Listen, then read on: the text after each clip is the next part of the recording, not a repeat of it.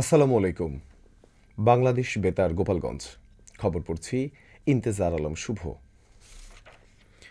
শরীয়তপুর জেলা প্রশাসনের এক মাসিক উন্নয়ন সমন্বয় সভা গতকাল জেলা প্রশাসকের সম্মেলন কক্ষে অনুষ্ঠিত হয়েছে। সভায় গত মাসের সিদ্ধান্তসমূহ নিয়ে আলোচনা করা হয়। এছাড়া চলতি মাসে বিভিন্ন উন্নয়নমূলক কাজের অগ্রগতি সম্পর্কে আলোচনা করা হয়। জেলা প্রশাসক তাহসিনা বেগমের সভাপতিত্বে বিভিন্ন সরকারি, বেসরকারি ও উন্নয়নমূলক সংস্থার প্রধানরা এ সময় উপস্থিত ছিলেন। সেবার ব্রতে চাকরি এই স্লোগানকে সামনে রেখে বাংলাদেশ পুলিশে ট্রেইনি রিক্রুট কনস্টেবল পদে নিয়োগ সম্পন্ন হয়েছে। গতকাল শরীয়তপুর জেলা পুলিশ লাইন্স মাঠে বাংলাদেশ পুলিশে ট্রেইনি রিক্রুট কনস্টেবল পদে নিয়োগের জন্য পুলিশ হেডকোয়ার্টার্স কর্তৃক প্রিলিমিনারি স্ক্রিনিং শেষে বাছাইকৃত যোগ্য প্রার্থীদের প্রথম দিনের ইভেন্ট শারীরিক মাপ ও কাগজপত্র যাচাইকরণ পরীক্ষা অনুষ্ঠিত হয়। নিয়োগ বোর্ডের সভাপতি শরীয়তপুর জেলার পুলিশ সুপার মোহাম্মদ নজরুল ইসলামের সার্বিক তত্ত্বাবধানে নিয়োগ কমিটি ও নিয়োগ কাজে নিয়োজিত সকল পর্যায়ের কর্মকর্তা এবং ফোর্সগণ স্বচ্ছ, নিরপেক্ষ ও সুষ্ঠুভাবে প্রথম দিনের নিয়োগ কার্যক্রম পরিচালনা করেন। শারীরিক মাপ ও কাগজপত্র যাচাইকরণ শেষে যোগ্য প্রার্থীদের কোনোরকম দালাল চক্রের সাথে আর্থিক লেনদেন না করার নির্দেশনা প্রদান করেন পুলিশ সুপার। ফরিদপুর জেলা শ্রমিক লীগের সভাপতি মোহাম্মদ নাসিরের দৃষ্টান্তমূলক শাস্তির দাবিতে ছাত্র জনতার উদ্যোগে এক বিক্ষোভ মিছিল ও মানববন্ধন অনুষ্ঠিত হয়েছে। গতকাল বেলা 12টার দিকে ফরিদপুর কোর্ট চত্বরের সামনে ২৪ গণঅভ্যুত্থানে ছাত্র জনতার উপরে হামলাকারী এক সময়ের পুলিশের তালিকাভুক্ত সন্ত্রাসী চাঁদাবাজ গোলাম মোহাম্মদ নাসিরের দৃষ্টান্তমূলক শাস্তির দাবিতে এ মানববন্ধন করা হয়। উল্লেখ্য, গত শুক্রবার ঢাকা থেকে পুলিশ নাসিরকে গ্রেপ্তার করে ছাত্র জনতার উপর হামলার মামলায় কারাগারে পাঠায়। পরে পুলিশ তাকে আদালতের মাধ্যমে জিজ্ঞাসাবাদের জন্য 5 দিনের রিমান্ডে নেয়। মাদারীপুরের কালকিনি উপজেলার ভুরঘাটা কালকিনি সড়কের বিভিন্ন স্থানে গর্ত সৃষ্টি হয়, সড়কে চলাচলের ঝুঁকি দেখা যায়। গতকাল বাংলাদেশ জাতীয়তাবাদী ছাত্রদলের নেতাকর্মীরা স্বেচ্ছাশ্রমে ওই সড়কের গর্ত সংস্কার করেন। কেন্দ্রীয় দলের সাবেক সাংগঠনিক সম্পাদক আনিসুর রহমান তালুকদার খোকনের নির্দেশনায় এবং জেলা ছাত্রদলের আহ্বায়ক কমিটির সদস্য মোহাম্মদ ফয়সাল শিকদারের তত্ত্বাবধানে এই কার্যক্রম পরিচালিত হয়। উপজেলা পৌর ও কলেজ ছাত্রদলের সমন্বয়ে এ উদ্যোগে অংশ নেন শতাধিক ছাত্রদলের নেতাকর্মীরা। মাদারীপুরের ডাসার উপজেলায় বিএনপির অফিস ভাঙচুর ও অগ্নিসংযোগের মামলায় মোহাম্মদ তোতা সর্দার নামে এক আওয়ামী লীগ নেতাকে গ্রেফতার করেছে পুলিশ।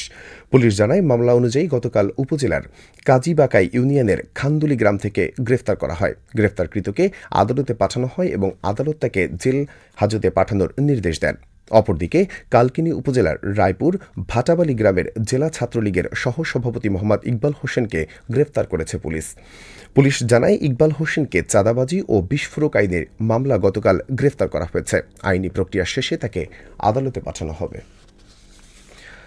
ঢাকা বরিশাল মহাসড়কের বাদারীপুর কালকিনি উপজেলার ভুরঘাটা বরিশাল লোকাল কাউন্টারের কাছে দ্রুতগতির জিএম পরিবহন ও বন্ধু পরিবহনের মধ্যে মুখোমুখি সংঘর্ষ হয়। গতকাল দুপুরে এ ঘটনাটি ঘটে। প্রত্যক্ষদর্শীরা জানায়, সংঘর্ষের পর বন্ধু পরিবহন নিয়ন্ত্রণ হারিয়ে রাস্তার পাশের খাদে পড়ে যায়। এতে বেশ কয়েকজন যাত্রী আহত হয়।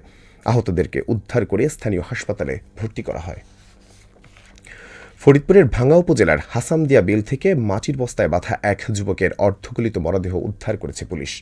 পুলিশ জানায়, গতকাল দুপুর 12টার দিকে ভাঙ্গা থানার তুজারপুর ইউনিয়নের চাড়ালদিয়া গ্রামে হাসামদিয়া বিলের পানিতে ভেসে থাকা এক যুবকের অর্ধগলিত লাশ উদ্ধার করা হয়। উদ্ধারকৃত লাশের গলাকাটা, বুকের বাম পাঁজরের নিচে কাটা জখম ও ডান পায়ের হাঁটুর নিচে কাটার দাগ দেখা যায়। লাশের পেটে 2টি জিআই তার দিয়ে মাটির 2টি বস্তায় বাঁধা ছিল যেন লাশ ভেসে না ওঠে। তাৎক্ষণিকভাবে লাশের পরিচয় শনাক্ত করা যায়নি। প্রাথমিকভাবে ধারণা করা হচ্ছে এটি একটি হত্যাকাণ্ড। লাশ উদ্ধার করে ময়নাতদন্তের জন্য হাসপাতালে পাঠানো হয়েছে। এদিকে ফরিদপুরের ভাঙ্গায় পানিতে ডুবে যাওয়া 6 বছর বয়সী মিথিলা নামের এক শিশুকে উদ্ধার করতে গিয়ে পানিতে ডুবেই 62 বছর বয়সী আখি বেগম নামের এক বৃদ্ধার মৃত্যু হয়েছে।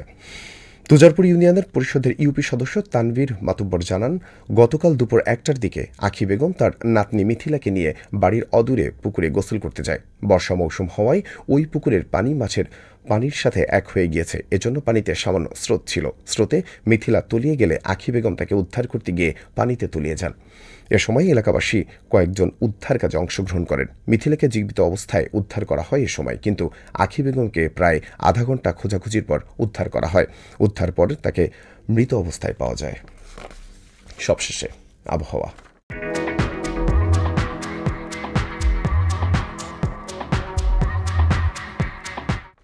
আজ বেলা ১টা পর্যন্ত দেশের অভ্যন্তরীণ নদী বন্দরসমূহের জন্য আবহাওয়ার পূর্বাভাসে বলা হয়েছে, খুলনা, বরিশাল, পটুয়াখালী, নোয়াখালী, কুমিল্লা, চট্টগ্রাম এবং কক্সবাজার অঞ্চলসমূহের উপর দিয়ে দক্ষিণ অথবা দক্ষিণ পূর্ব দিক থেকে ঘণ্টায় ৪৫ থেকে ৬০ কিলোমিটার বেগে অস্থায়ীভাবে দমকা অথবা ঝোড়ো হাওয়া সহ বৃষ্টি অথবা বজ্রবৃষ্টি হতে পারে। এসব এলাকার নদীবন্দরসমূহকে ১ নম্বর সতর্ক সংকেত দেখাতে বলা হয়েছে। খবর শেষ হলো। আমাদের পরবর্তী খবর প্রচারিত হবে আগামীকাল সকাল ৮টা বেজে ৩০ মিনিটে বাংলায়।